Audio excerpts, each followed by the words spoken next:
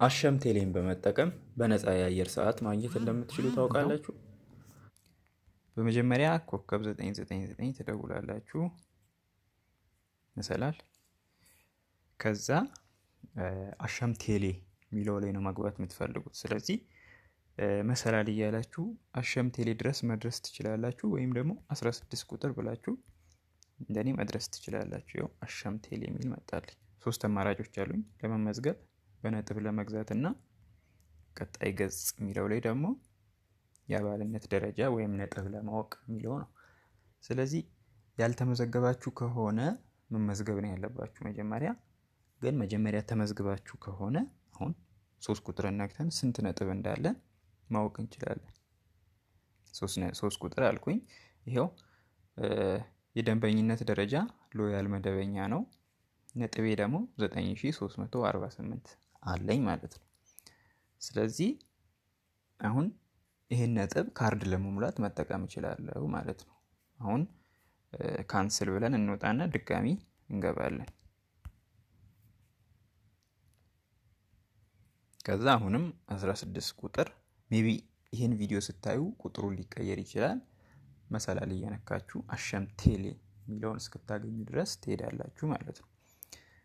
አሁን በነጥብ ለመግዛት ነው የፈለኩት። 2 ቁጥርን እነካለሁ። ከዛ በነጥብ ለመቀየር በነጥብ ጥቅል ለመግዛት የምርጫውን አገልግሎት ለመግዛት ይላል። በነጥብ ጥቅል ለመግዛት እንበልሽ። ዕለታዊ ነው ሳምንታዊ? እኔ ዕለታዊ።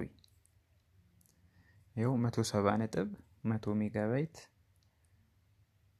600 ሜጋባይት በ930 ነጥብ ኔክስት ብዬ ደግሞ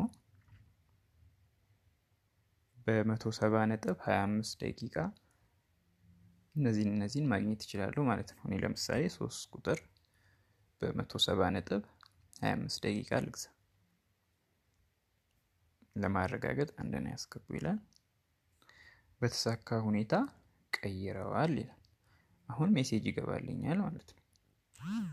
ይሄው ዲር ከስተመር you have successfully redeemed አሸም ቴሌ ፖይንትስ 170 for 25 ሚኒት ዴይሊ ቮይስ ይላል ማለት ነው።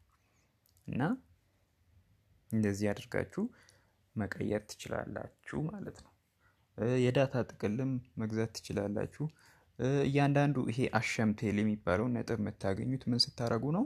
ካርድ ስትሞሉ፣ እንዲሁም ደግሞ በቴሌ ብር ትራንስፈር ምናምን ስታረጉ፣ ትራንዛክሽን ስትፈጽሙ እነዚህ ፖይንቶች ይያዝላችኋል ማለት ነው። እና አንዱ ፖይንት 3 ሳንቲም ወይም 0.03 ብር ነው የሚሆነው ማለት ነው። እና ለምሳሌ እኔ አሁን 9300 ነበረኝ። እሱን ካልኩሌት ብናደርግ 9300 ሲባዛ 0.03 በብር ስንተምነው 279 ብር የሚሆን ያህል የአየር ሰዓት ወይም ካርድ አለኝ ማለት ነው።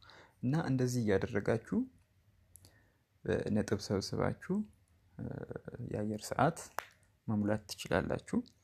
ቪዲዮ ከተመቻችሁ ላይክ አድርጉ። አመሰግናለሁ።